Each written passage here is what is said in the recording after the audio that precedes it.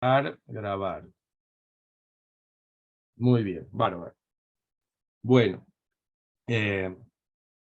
como recordarán, estamos viendo en el correr de estas semanas pasadas cómo se origina en Arabia, en la península arábiga, la nueva comunidad islámica, esta UMA, de la cual el profeta Muhammad es el creador, eh, y hemos visto cómo el mensaje del profeta, cuando comienza a tomar cariz público, que excede su núcleo familiar y su núcleo de allegados más próximos, cuando sale a la comunidad mequense en su totalidad, comienza a tener serias resistencias. Este mensaje que Muhammad va transmitiendo a la comunidad mequense.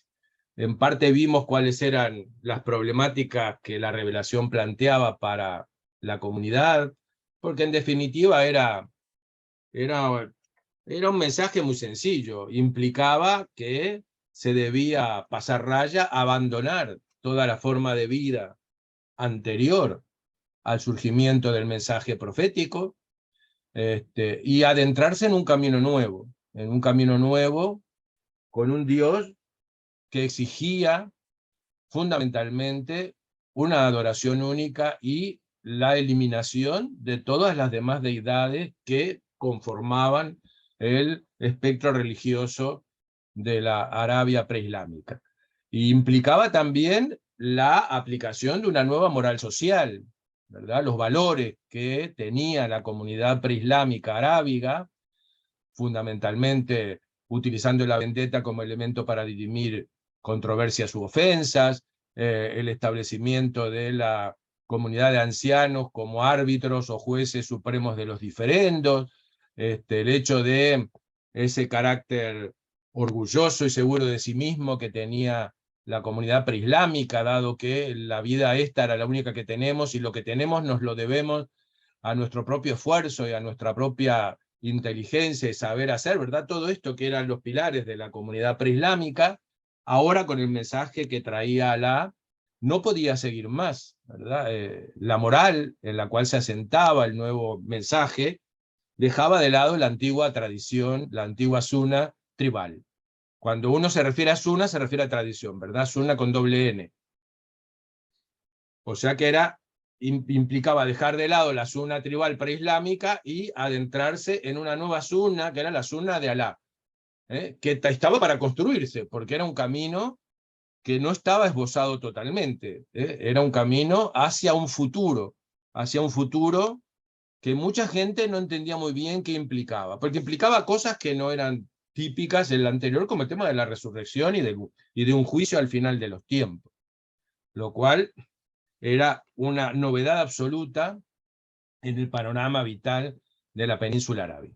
Bueno, sabemos que todas estas cosas llevan a la oposición de la Meca al profeta y que en un momento determinado, por diversas circunstancias, decide marcharse de la Meca para marchar a Yatrib, una ciudad un poquito más al norte, en el eje que unía la península arábiga con el corredor sirio-palestino, y que luego va a tomar el nombre de Medina, que significa ciudad del profeta Medina, ¿verdad? Bueno, pero en este momento se llama Yatrib cuando Muhammad se va.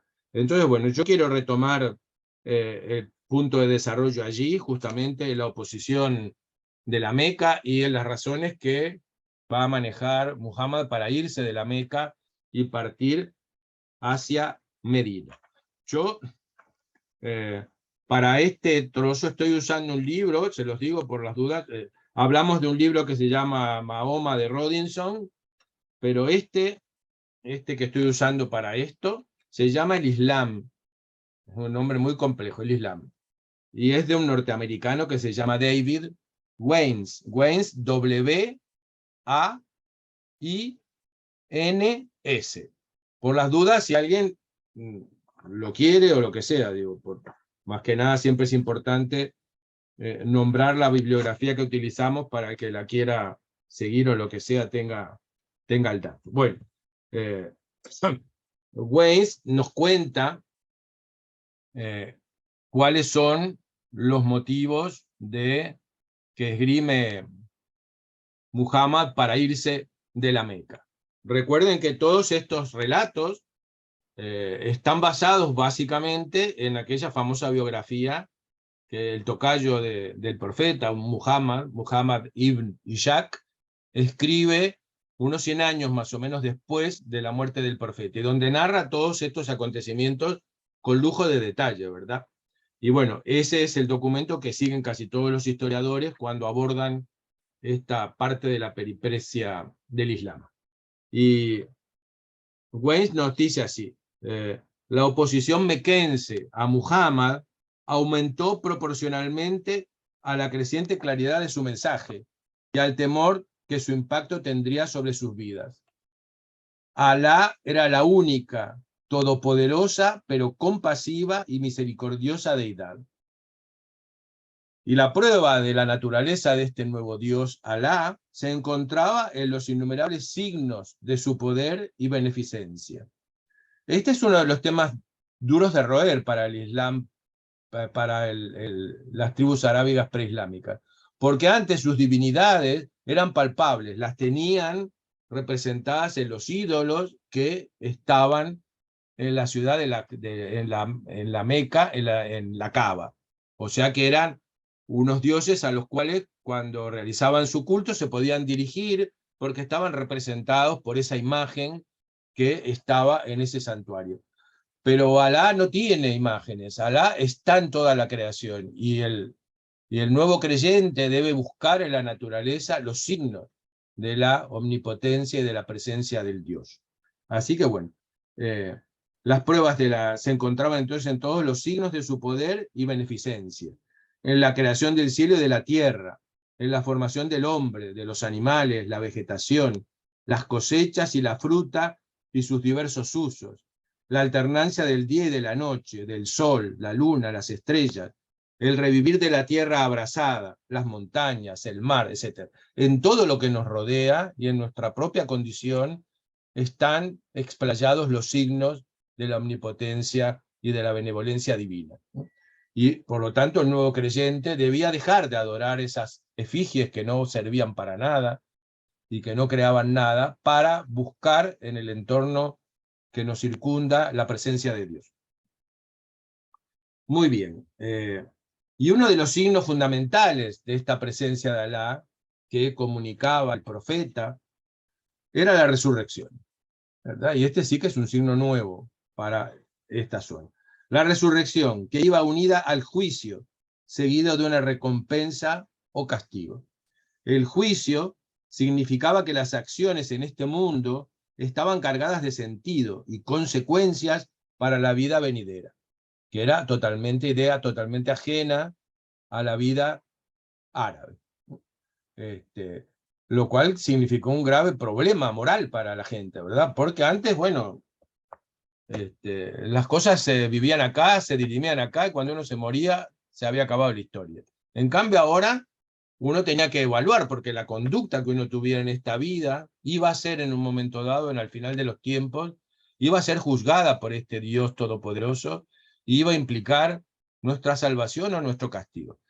Es una idea extraña al mundo arábigo preislámico, pero no es una idea extraña a las religiones reveladas de cristiana y judía. Y como sabemos, como había comunidades judías y cristianas en la península arábiga, estas nociones también eran conocidas por los árabes, por más que no las profesaran o que no las admitieran dentro de su estilo de vida. Pero estaban ahí en el aire, porque ellos convivían con judíos y con cristianos. Así que, pero el juicio era para ellos, pero ahora resulta que viene Muhammad a decir, pero es también para nosotros. Así que muy bien. De esta forma, las acciones de cada uno a nivel individual ya no solo eran relevantes en el contexto tribal inmediato, como ocurría, por ejemplo, con los efectos de un asesinato o de un robo que se gobernaban por el sistema moral de la vendetta. Era entonces fácil sacar la siguiente conclusión. La amenaza al estilo de vida de los mequenses consistía en la sustitución de la tradición de los ancestros por la nueva tradición que Alá proponía. O sea que era, por eso en parte se explica la resistencia de la sociedad mequense a abandonar su estilo de vida, que era la que habían tenido sus antepasados y en las cuales ellos se habían criado, para hacer un salto en el vacío y embarcarse en una cosa que nadie sabía muy bien qué significaba o qué implicaba. Acá es cuando, con el tema de la resurrección, recordarán que los mequenses empiezan a pedirle a Muhammad que dé pruebas de que eso es así, ¿verdad? Le piden milagros, sabemos que Muhammad se niega, que Muhammad dice que él es un hombre nada más, que Alá ha elegido como instrumento para hacer llegar su mensaje a la humanidad, pero que él no tiene ningún poder más allá de lo que tiene cualquier hombre. Pero sí, lo que él recordaba era las tradiciones anteriores al Islam, las tradiciones que existen en el mundo judío y en el mundo cristiano, de esa cantidad de acontecimientos en los cuales el Dios único, que es Jehová para los judíos y que es Dios para los cristianos y que ahora es Alá para el Islam, ese Dios se había hecho oír por el hombre en diversas ocasiones, a través de una larga sucesión de profetas, aquellos que lo fueron durante el ciclo judío, el profeta que implica Jesús en el cristianismo, y todos ellos, de alguna forma, y sobre todo la etapa judaica, lo que estaba claro era que normalmente el mensaje de la divinidad, que implicaba abandonar todo lo conocido, era rechazado por los pueblos en los cuales se manifestaba, ¿verdad? Tal vez de ahí viene ese dicho de que nadie es profeta en su tierra. Ese más bien era el rechazo a la revelación que implicaba un cambio de dirección en la vida y que la gente se oponía a eso. Y eso pasó durante todo el ciclo judeocristiano. Entonces, Muhammad recordaba todo y explicaba la cantidad de hechos en los cuales el Señor único le había mandado un mensaje al hombre y el hombre se había negado a aceptarlo, y en conclusión Dios los ha tenido que castigar, y los ha castigado con una gran cantidad de episodios terribles y trágicos que han implicado la muerte de los no creyentes. Y hay dos relatos que son los que se hacen arquetípicos en este tipo de mecanismo, y son el episodio de Noé y el episodio de Lot, de la mujer de Lot y de Lot, ¿verdad? Es decir, estos dos episodios bíblicos se convierten en los relatos paradigmáticos de cómo el hombre, desobedeciendo el mandato de su Dios, es castigado por la ira divina. Y dentro de la tradición musulmana vamos a encontrar varios de estos relatos similares a los de Noé o a los de Lot, en la cual hay hombres santos islámicos que van a predicar el nuevo mensaje a su población, la población lo rechaza, y entonces esa población es destruida, ¿verdad? Por un viento enorme que azota el pueblo y mata a todos, o por cosas de este tipo. O sea que acá lo que hay es un intento muy consciente de enrabar la tradición profética nueva del Islam en la vieja corriente de tradición profética judeocristiana, porque se utilizan los mismos mecanismos para hacerla llegar al pueblo, ¿verdad? Y esto siempre sucedió lo mismo. El Dios se quiso comunicar, se comunicó, la gente no hizo caso, Dios se enojó, ñácate, afuera con todo. Y este es lo mismo que se maneja dentro de la revelación islámica.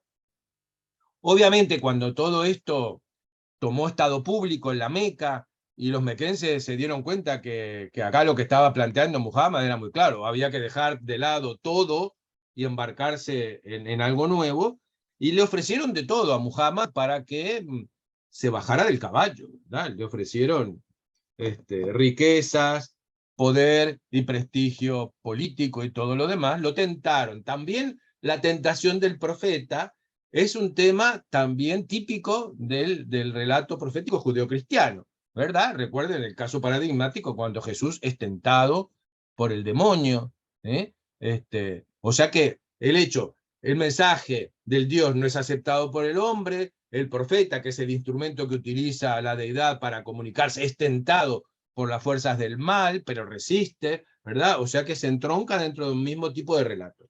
Así que bueno, por supuesto que Muhammad no aceptó absolutamente nada de esto, ni tampoco el producir milagros como le pedía toda la gente. Como Muhammad no se bajaba del caballo, la gente de la Meca empezó a presionar seriamente a la familia de Muhammad.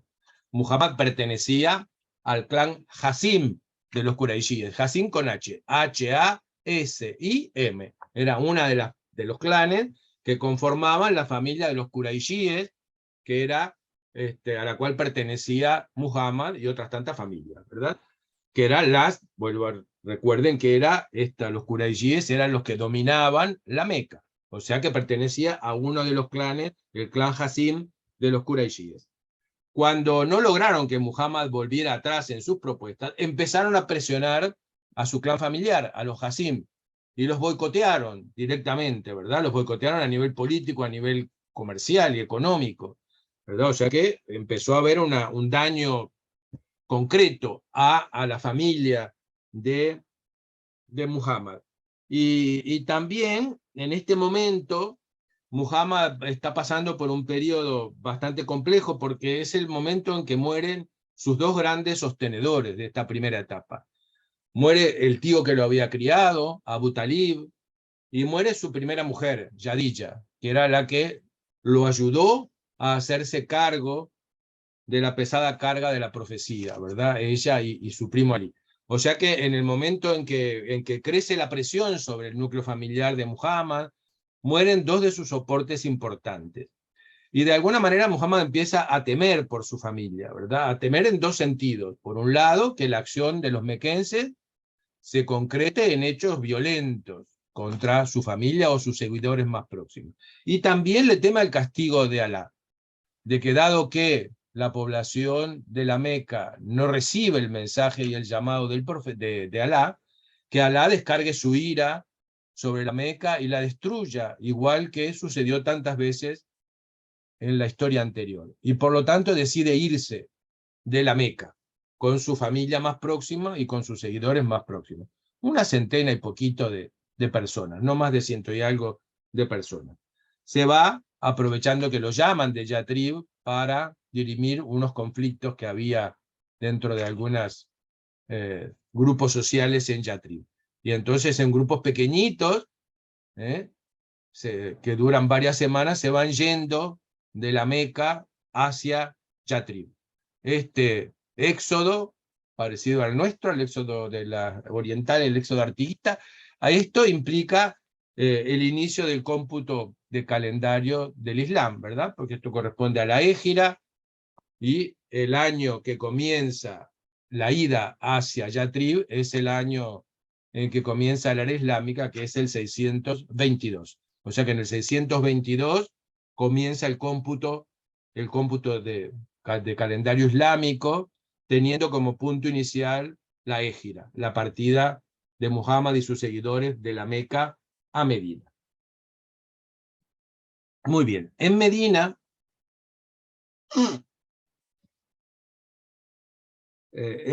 la situación no es tan mala como la Meca, pero tampoco es bigote para arriba, ¿verdad? Hay problemas. En la Meca, aparte de sus familias, de sus seguidores, hay una parte de las tribus que conforman la sociedad medinense, hay un par de clanes que aceptan el llamado del profeta, ¿verdad? Y se convierten en los asistentes, se les llama Ansar, A-N-S-A-R. Los Ansar son esta gente de Medina, que corresponden a dos tribus específicas, que responden al llamamiento del profeta y se convierten en los ayudantes del profeta. Con ellos y con su familia y sus seguidores es que va a dar origen a la nueva sociedad islámica que conforma Muhammad, a esto que conocemos como Umma con doble M, ¿verdad? Pero también hay sectores que se oponen, igual que en la Meca, que se oponen al mensaje de Muhammad.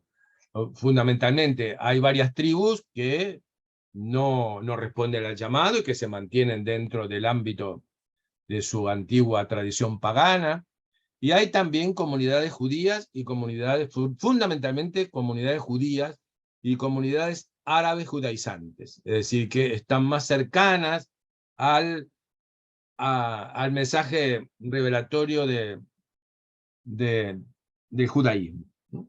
Entonces, bueno, estos tampoco apoyan el mensaje de Muhammad, si bien están mucho más cercanos al mensaje nuevo, porque es la manifestación de su mismo Dios, ¿verdad? Entonces, bueno, ante esta situación, Muhammad tiene como labor fundamental es asegurar la paz en la sociedad de Yatrib, y entonces comienza a desarrollar una faceta muy importante de su personalidad, que es una faceta de diplomático, ¿verdad? Él comienza a realizar tratativas con estos grupos disidentes para lograr establecer la paz en la ciudad de Yatrib. Y entonces, bueno, con el correr del tiempo se comienzan a realizar algunos pactos con estos núcleos opositores. Son varios pactos, pero cuando nosotros leemos la biografía de Ibn Ishaq, aparecen como un único documento, aunque no son un único documento. Como siempre, esos documentos empiezan con esa frase típica del Islam, que es en el nombre de Alá, el compasivo, el misericordioso, ¿verdad? En el nombre de Alá, el compasivo, el misericordioso. Esa es una fórmula que se utiliza normalmente cuando se pone el nombre de Alá en labios del hombre. Si nosotros miramos el Corán, de todas las azoras del Corán, es decir, de todos los versículos del Corán, todos empiezan con esta fórmula, menos dos. O sea que es la fórmula ritual típica. Y todos esos pactos comienzan de esa forma. ¿Y qué decían estos pactos? Básicamente los pactos lo que establecían, estos pactos que Muhammad hizo con sus seguidores y con las comunidades judías, acordaron un conjunto de obligaciones recíprocas. Una es que formarían una única comunidad nueva, que es la Umma, que excluiría de esa comunidad a todos los demás, es decir, a todos los que no eran los firmantes del pacto y que por lo tanto no recogían el mensaje profético, o sea que eliminaba los elementos paganos del entorno, aunque estos podrían unirse más tarde a la Umma si se convertían y aceptaban el mensaje profético, ¿no? Así que bueno, los elementos judíos mantendrían su propia fe y sus propiedades y disfrutarían de la misma paz que todos los que creían en Dios y en el último día. O sea que miren qué interesante, porque nosotros en la visión actual que nosotros tenemos de los conflictos que se suceden en el Islam, a nosotros nos parece que esa forma beligerante y de guerra total que hay entre, no sé, pongamos israelíes y palestinos, para tomar un caso concreto, ¿verdad? Parece que sería imposible que una comunidad judía y una comunidad islámica pudiesen vivir en paz y que se respetasen estas cosas. Sin embargo, eso fue así en la mayor parte de la historia de estos 15 siglos que han transcurrido desde el inicio del Islam, ¿no? Y otra cosa es el mensaje contemporáneo que busca determinadas cosas que ya veremos, y otra cosa es lo que pasaba en la realidad. Acá Muhammad le reconoce a las comunidades judías la propiedad de sus pertenencias y les asegura el libre desarrollo de su culto. ¿Por qué? Porque todos son súbditos y adoradores del mismo Dios. Llamémosle Jehová, llamémosle Dios o llamémosle Alá, es el mismo Dios. Y por lo tanto, en base a eso, se respeta estas comunidades. Así que, después de este pacto, la ciudad de Yatrib fue declarada enclave sagrado, un haram, ¿verdad? Un enclave sagrado como podía ser Jerusalén en su momento, y se consideraron un par de fórmulas que se repitieron en todos los pactos, y que era muy importante, porque Muhammad se aseguraba con estas cláusulas de estos pactos el control de la situación de Yathrib y de la nueva comunidad. Dice, uno de los temas que aparecían siempre en los pactos era que el mantenimiento de estas promesas que se consignaban por escrito eliminaba la tradición anterior. O sea que acá, a texto expreso, se establecía que los firmantes del pacto dejaban atrás la tradición en la cual se habían criado y en la cual vivían. Quedaba fuera la suna tribal. A texto expreso, ¿verdad?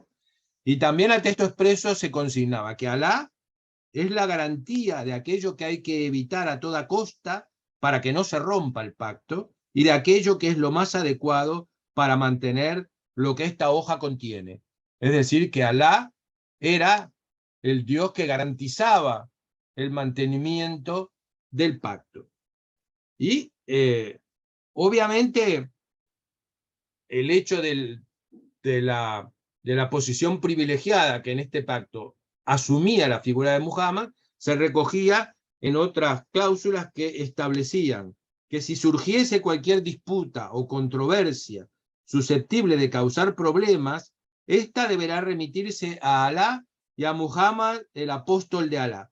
Alá acepta en este documento lo que esté más cerca de la piedad y de la bondad. O sea que el árbitro supremo de las disidencias o de los problemas, a partir de la suscripción del pacto, es Alá a través de su profeta. Con lo cual, Muhammad se asegura el poder decisorio de la nueva sociedad. Así que muy bien. Estas circunstancias, que son nuevas, que no eran las que existían en la Meca, lleva de toda forma a Muhammad a mantener la línea central de su predicación, ¿verdad? Que es lo que Alá ordena a toda la nueva sociedad. La unidad esencial de Dios. Dios es solo uno. ¿No? Su poder y su guía sobre los cielos y la tierra y sobre todo lo que esté entre ellos, desde la creación hasta el juicio final. Y a esto se unía un énfasis particular en la justicia social y económica, ¿verdad? O sea que acá era muy clarito, esa era la columna dorsal del mensaje nuevo. Un Dios único y una nueva moral que implicaba dejar de lado los valores tradicionalmente individualistas y triunfalistas que tenía la sociedad preislámica por la adopción de una nueva moral basada en la solidaridad y en la justicia social, que estaba inspirada en el modelo judío anterior, ¿verdad? Que en eso los judíos fueron siempre objeto de envidia de toda la antigüedad, en el hecho de que la comunidad velaba por los desprotegidos, por las viudas, por la gente que se quedaba sola, por los niños, por los enfermos, y apoyaban totalmente a sus miembros. Esto lo quiso hacer el imperio griego helenizado, y esto lo quisieron hacer los romanos, y no pudieron hacerlo, ¿verdad? El asegurar una sociedad solidaria y justa, ¿no? Y acá en el Islam retoma otra vez el deseo de llegar a una sociedad con estas características basada en el ejemplo judío que se tenía de antes. Así que muy bien. De todas maneras, más allá que Muhammad mantenía su mensaje central, estaba muy triste y dolido porque él notaba que había mucha gente que rechazaba el mensaje y él pensaba que era culpa de él, que no sabía transmitir el mensaje de su Dios en forma correcta, y eso lo amargó mucho, hasta que en un momento cuenta Ibn Ishaq que recibe una revelación del propio Alá en el cual le asegura que él no es el culpable de eso, que en realidad es la tendencia típica del hombre de rechazar a su Dios único, ¿verdad? O sea que con esto Alá se queda un poquito más tranquilo. Pero también varía el mensaje de la revelación acá en Medina sobre lo que había en la Meca. En la Meca, Alá solamente le pedía a Muhammad que transmitiese su mensaje a la comunidad, advirtiéndole que tal vez había gente que no iba a ser receptiva a ese mensaje, pero que él se quedara tranquilo, que continuase con su labor de divulgación, de contar y de todo lo demás. Ahora en Medina este mensaje de Alá y la labor que le encomienda a Muhammad cambia. Ahora se le pide al profeta que se proteja y pelee contra aquellos que les quieren hacer daño y los tratan mal. O sea que acá pasa de una actitud pasiva a una actitud activa, ¿verdad? No solamente aguantarse todos los insultos y todos los reproches y todas las risas que podía implicar el mensaje que él transmitía, sino que ahora le dicen a todo el que te haga daño, a todo el que te ataque, hay que responderle. Esta es la base de lo que luego va a ser la Guerra Santa, este cambio de actitud. Y acá Ibn Ishaq nos dice que, que se consigna en el Corán, ¿verdad? Que se ha concedido permiso para hacer la guerra a quienes se les ha hecho daño, a aquellos que han sido expulsados sin derecho de sus casas porque decían Alá es nuestro Señor. Este mensaje básicamente está dirigido contra la Meca, básicamente contra los quraishíes que dominan la Meca, porque esos son los que expulsaron al grupo de creyentes de allí. Y esto sustenta, a partir de ahí, la guerra contra la Meca, de Medina, de la nueva comunidad islámica que se ha creado en Medina, contra los paganos recalcitrantes de la Meca. Hay durante un tiempo varias escaramuzas, no hay ninguna batalla enorme, pero hay situaciones de conflicto entre los mequenses, que aparte los mequenses se alían con la parte de la sociedad de Medina que no acepta el mensaje del profeta, y el pacto con las tribus que hace Muhammad se realiza en el 626, ¿verdad? En el 622 se va Muhammad y sus seguidores a Medina, 622. En el 626, 4 años después, es que se concreta el pacto de Muhammad con las otras comunidades para fundar la Umma. Y en el 628 se produce la ocupación de la Meca, ¿verdad? Después de 2 años de problemas, en el 628 se termina apoderando de la Meca, y en ese año, 628, cuando la Meca se entrega a Muhammad, se conoce como el día de Hudaybiyah, el día de Hudaybiyah con H, Hudaybiyah y doble Y, Hudaybiyah, el día de Hudaybiyah es una festividad que se sigue conmemorando dentro del calendario islámico, porque ese día es el día en que la Meca pagana se entrega en brazos del nuevo Dios, ¿verdad? Ese día de Hudaybiyah, por eso es importante esta festividad. Y así que bueno, en el año ese entonces, luego en el año 30 se ocupa la Meca, se destruyen los ídolos que están en la Kaaba, y Muhammad, para no incidir demasiado en la Meca, les promete que la primera peregrinación a la Meca de la nueva comunidad islámica no se va a hacer el año en que la Meca cayó en poder de Muhammad, sino el año siguiente, para evitar que los mequenses se sintiesen, digamos, invadidos y ocupados militarmente por el Islam triunfante. Así que 2 años después de eso, en el 630, bueno, se va a realizar la primera peregrinación a la Kaaba, ahora ya una Kaaba dedicada exclusivamente a Alá, de la cual han sido sacados y destruidos los ídolos tribales. 630. 2 años después fallece Muhammad. Muere Muhammad en Medina. Y en Medina está enterrado, y en Medina se construye una mezquita en el lugar de su enterramiento. Y cuando Muhammad entra a la Meca, recita ese verso que figura en el Corán, que dice: la verdad ha llegado y la falsedad se ha disipado. Con lo cual se cierra el periplo vital del profeta. Ese periodo que lo llevó, después de un largo periodo de 22 años de revelación, a darla a su pueblo, a ser rechazado por su pueblo, a irse a Medina y a partir de Medina, imponer finalmente la nueva religión y la nueva sociedad. Y este es uno de los rasgos distintivos de Muhammad con relación a los profetas anteriores, que normalmente cumplen una función religiosa solamente. Pero en el caso de Muhammad cumple una doble función, no solo la religiosa, sino que aparte es el creador de un nuevo Estado, que va a ser el Estado Islámico. Eso explica también que este Estado nuevo islámico crece indisolublemente ligado a la religión.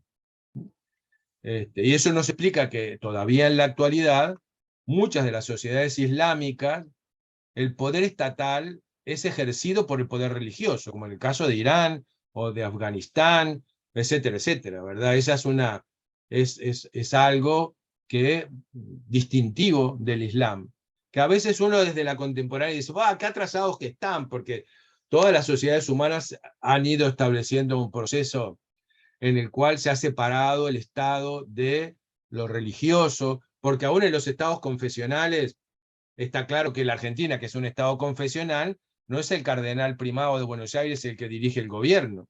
A lo mejor les iba mejor si pasaba eso que ahora, porque tenemos a Cristinita y a Alberto.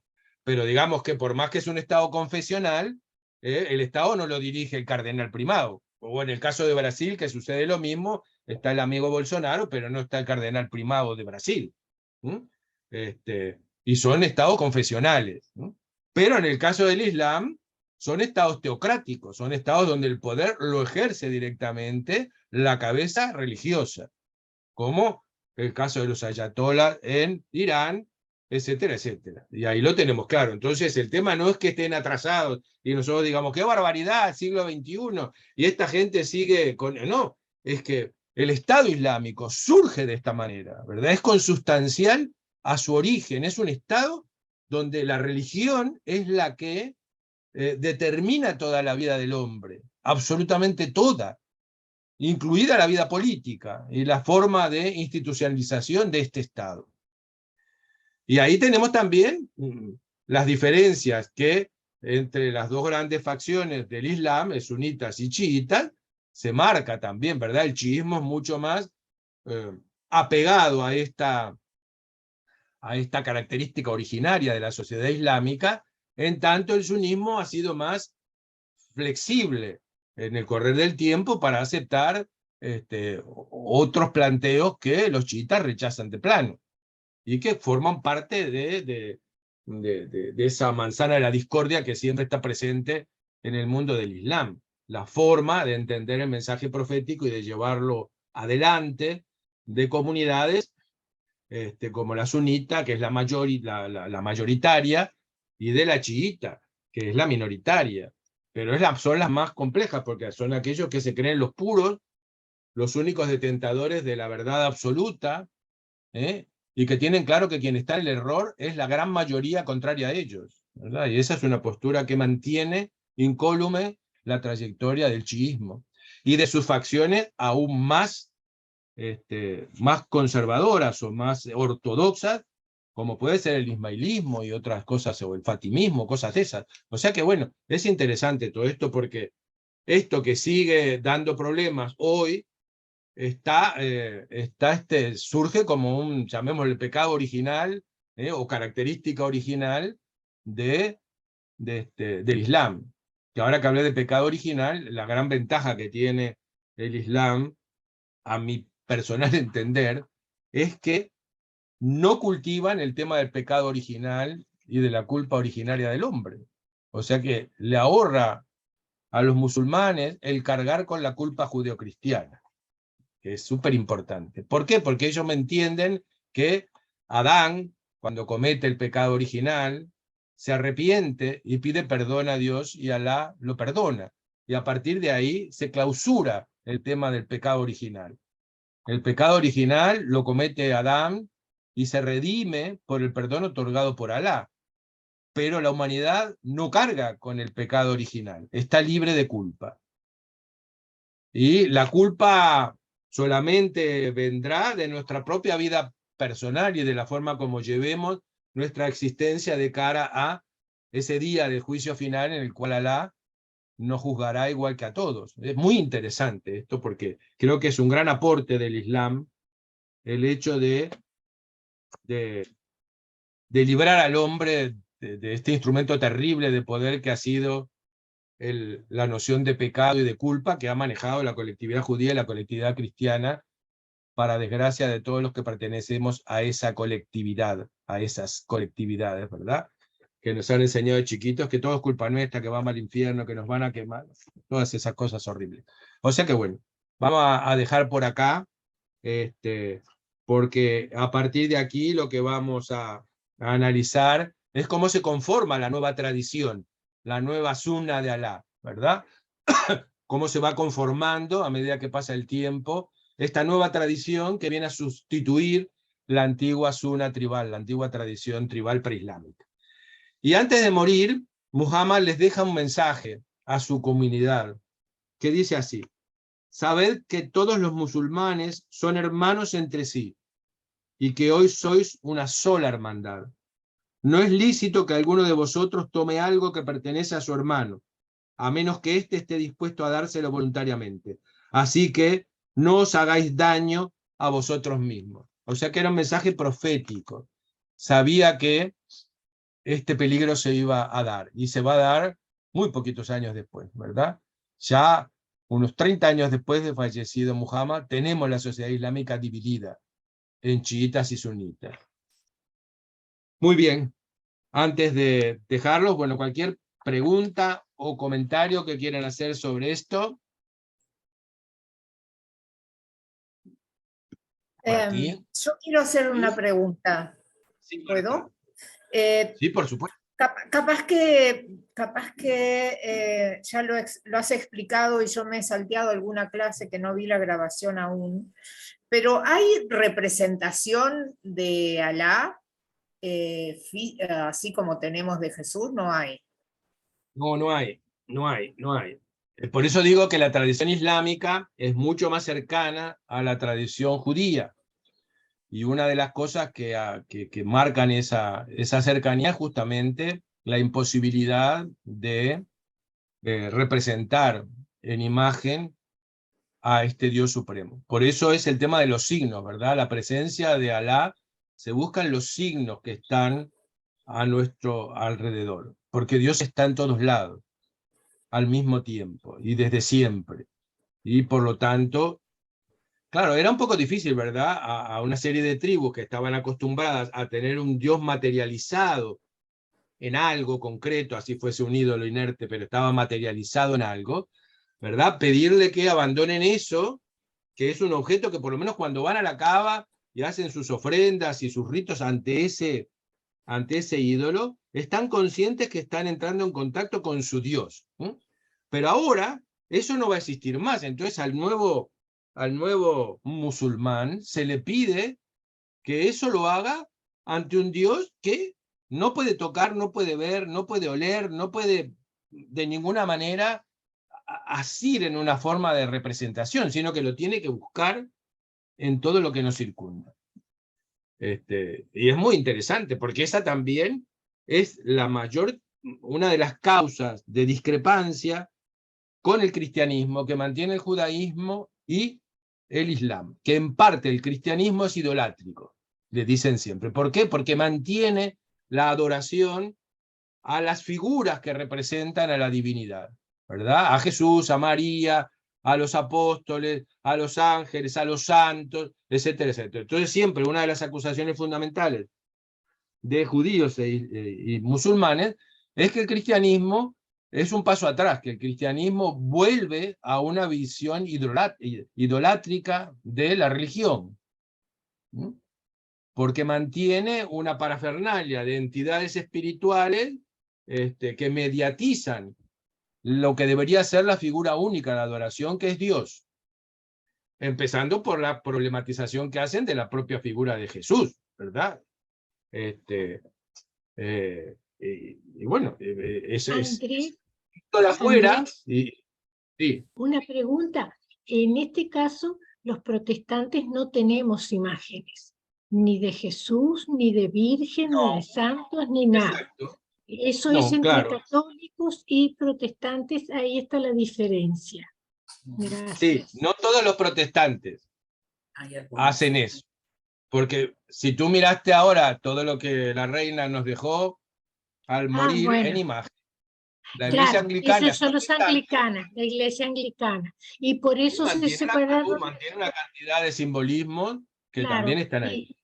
y por Es eso se obvio que separó también la iglesia protestante cuando claro, emigró a Norteamérica, porque pensó que claro, el anglicanismo estaba cometiendo los mismos errores que digamos, le endilgaban a la iglesia católica. catolicismo, claro, obvio, sí, sí. ¿Verdad? En definitiva, cuando surge la reforma, como vimos, la reforma es un intento de volver al lenguaje puro y originario de la tradición profética, por considerar que la iglesia católica, la iglesia cristiana, porque todavía ahí es iglesia cristiana única, que la iglesia cristiana se había apartado de la senda correcta y había entrado en diversas contradicciones con el mensaje de salvación. Una es la de las imágenes, pero hay otras muchas más, ¿verdad? Pero digamos que ahí es donde se produce la bifurcación entre las iglesias protestantes y el catolicismo, como se produjo antes en el año 1000, cuando se separa el cristianismo oriental del cristianismo occidental, fundamentalmente por las discusiones respecto a la naturaleza de Jesús, Sí, sí. que no aceptan el trío, que no aceptan que ese Jesús, esa imagen, el canon trinitario, ese que no se acepta, el que Espíritu lleva a la Santo, separación Dios y de Jesús. las iglesias orientales. Y Mónica, ¿tú querés preguntar? Sí, sí, un detalle que me surgió cuando hablabas de la cava, los ídolos, y sin decir, por favor, de que representar, pero en la cava la piedra negra sigue. O sea, ojo, yo no estoy diciendo el disparate de decir que eso simboliza a Dios o algo, pero me llamó la atención, ¿no? Porque la piedra meteórica esa, que no se sabe de dónde, ni cuándo, ni dónde, permanece en un rincón ahí en la cava, ¿no? Claro. Es un resabio de las viejas tradiciones tribales. En el mundo arábigo, en la época en que todavía los dioses estaban dentro de un esquema panteísta, donde la presencia de Dios estaba en los árboles, en las corrientes de agua, en las piedras, todo. Bueno, esos objetos eran objetos de culto, ¿verdad? Las piedras, los árboles, las corrientes de agua, y fundamentalmente las piedras que caían del cielo, porque esas piedras venían, eran meteoros, eran piedras que provenían de la divinidad, porque provenían del cielo. Entonces, esas piedras particularmente son reverenciadas. Y la tradición cuenta que esa piedra que está en la cava, que es la piedra negra, en sus orígenes era blanca, era clara, y se ennegreció debido a los pecados del hombre. Y esa piedra ya estaba en la cava originaria, la anterior al proceso islámico, y se mantiene allí como un recordatorio justamente de la vida del hombre en el pecado. Y cuando en la cava, en la esquina, en una de las esquinas de la cava, está puesto este meteorito que se puede tocar desde el lado de afuera. O sea que cuando se dan las vueltas alrededor de la cava, las vueltas, que son 7, empiezan desde la parte más externa del círculo, y a medida que se van dando las vueltas se va acercando hacia la cava, hasta que se pueda tocar la piedra con la mano. Normalmente la piedra, el meteorito, es tocado por los participantes del rito. Y bueno, pero es un resabio que se mantiene de esa época tribal.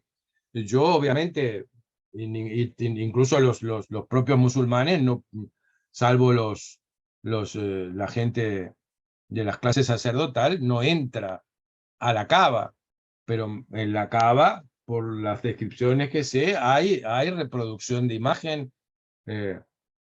de Cristo y de María, por ejemplo. Hay una imagen de Isa y de Miriam, o de Mariam. Mariam, que es el nombre que le dan a Jesús María. y a María, porque reconocen en Jesús y en María, en la línea profética, reconocen el papel de María y de Jesús como enviados a instrumentos del Señor. O Sí, sea sí. que yo lo he encontrado dicho, ¿verdad? Que en la Kaaba hay una representación de Jesús y de María. Yo no lo puedo... Obviamente que no existen, que yo sepa, fotos ni imágenes, digo, pero por lo menos en lo que yo he leído, así lo dice. Así que bueno. ¿Algo más, gente? No, perdón, yo solamente decía que así como le costó a Mahoma el hecho de que absorbieran la idea de un solo Dios, es absolutamente paralelo con el judaísmo y con Moisés cuando pretende de que Claro, se destruyan los claro. ídolos. Es exactamente, por algo se dicen primos, ¿no? Claro, obvio. Por eso yo creo que acá Muhammad tiene un cuidado muy particular, él y su núcleo de seguidores, que son los que conforman el corazón duro del Islam, tienen un cuidado particular en enrabar el ciclo profético de Muhammad en el ciclo profético judeocristiano, para darle validez, ¿verdad?, a ese mensaje que trae él en nombre de Dios.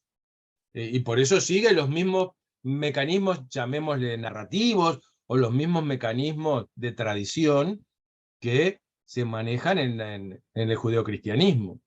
Es como una forma de entroncar en algo que se conocía, que se aceptaba y que, claro, sería muy difícil bajar una propuesta religiosa que fuese totalmente diversa de la que estaba en boga acá. No se olviden que en esta época también los grandes imperios del momento, el bizantino obviamente es cristiano, pero el sasánida es más deísta.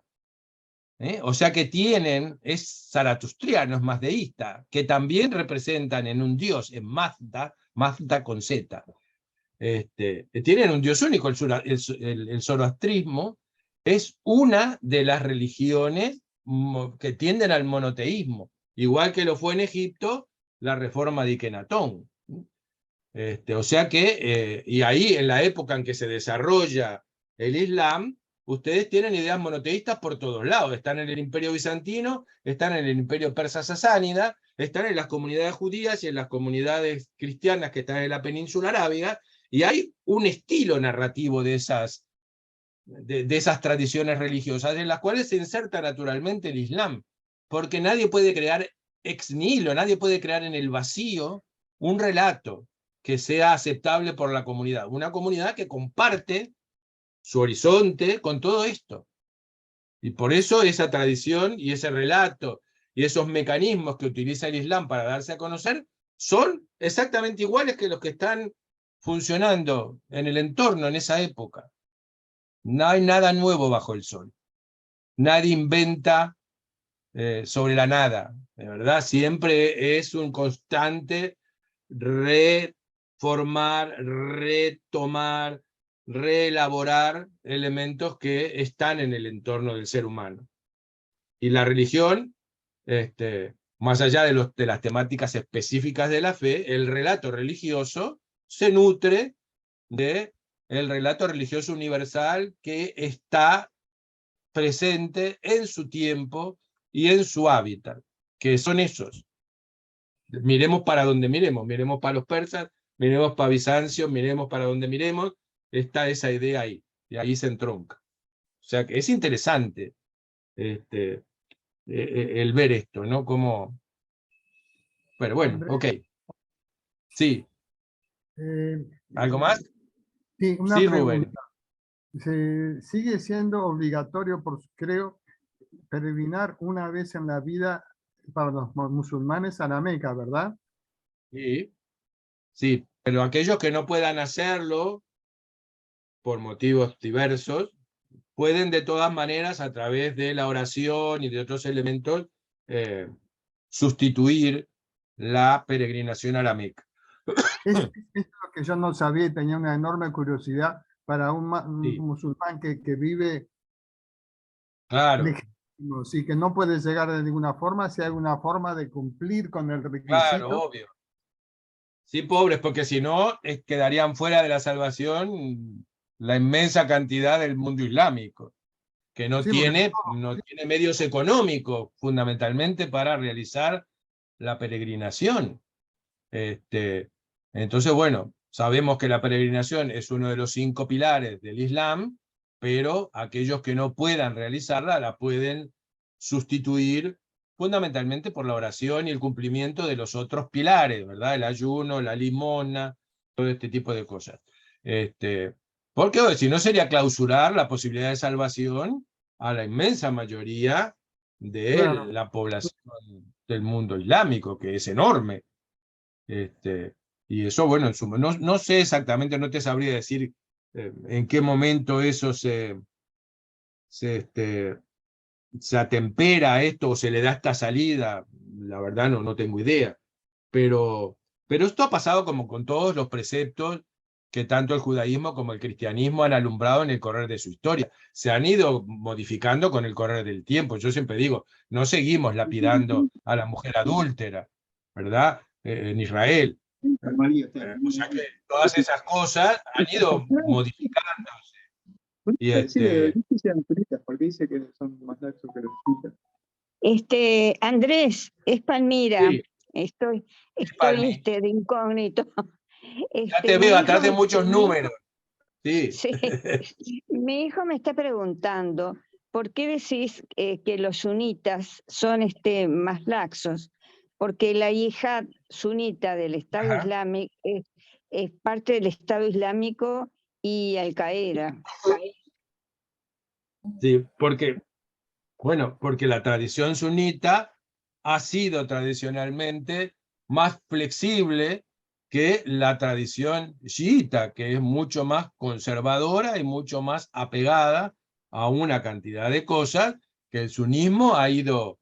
A ver, nosotros acabamos de tener o estamos teniendo un episodio brutal en Irán porque la policía religiosa detiene a una mujer joven que tiene mal puesto el velo, la golpean mal cuando la detienen y muere en cautiverio, ¿verdad?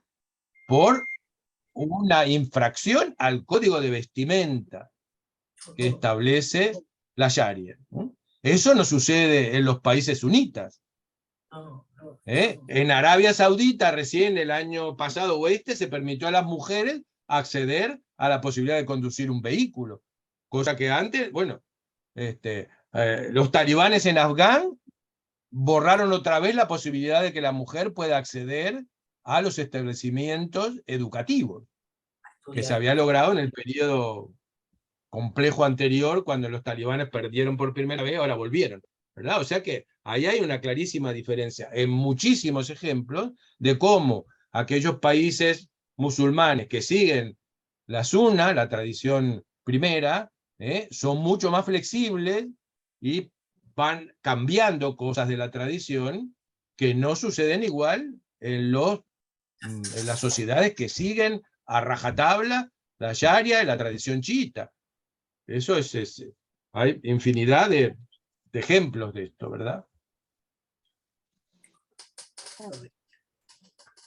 Porque no se olviden que el Islam no es solo el Corán se explica a través de la figura del profeta y la tradición que la figura del profeta da origen. O sea que el mensaje revelado y la conducta del profeta, la tradición que el profeta establece, son los que conforman los caminos del Islam.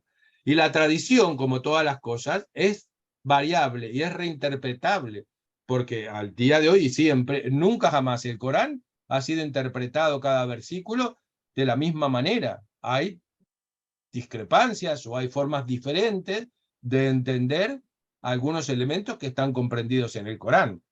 De la misma manera que con el correr del tiempo se han interpretado en forma diferente pasajes bíblicos del Antiguo Testamento y pasajes bíblicos del Nuevo Testamento, ¿verdad? Basta, para los que somos católicos, el haber ido a misa desde chicos hasta ahora y ver cómo cambió el tema del milagro de los peces y los panes, ¿verdad? Que cuando era chico decía, cada uno se ve que trajo un pan y un pescado abajo de la túnica, hasta que los curas nos dijeron, no, acá lo que hubo fue una apelación a la solidaridad del pueblo, y no fue que Jesús multiplicó los peces o los panes, sino que despertó los sentimientos solidarios de la comunidad, y cada cual puso aquello que había traído, y así se le pudo dar de comer a todo el mundo. La explicación varió. Al principio, cuando éramos niños, nos decían que Jesús había hecho el milagro, o sea que no sé, se ve que tocó la canasta, o de la canasta salían peces y nunca se acababan, y salían panes y nunca se acababan. Pero después esa forma de explicarnos varió. Y como es otras tantas cosas que variaron dentro de cómo se nos explicó el catecismo de chicos, y cómo luego fue cambiando a medida que pasó el tiempo. Muy bien. ¿Algo más? Da para mucho todo esto. O sea que bueno, gente, cuídense del frío y nos vemos Muchas gracias, la semana Andrés. próxima. ¿Ah? Gracias, Bueno, que pasen- Andrés. Muchas Hasta la gracias. semana Hasta que semana. viene. Que Chao. pasen lindo. Gracias. Chao. Gracias. Chau, chau.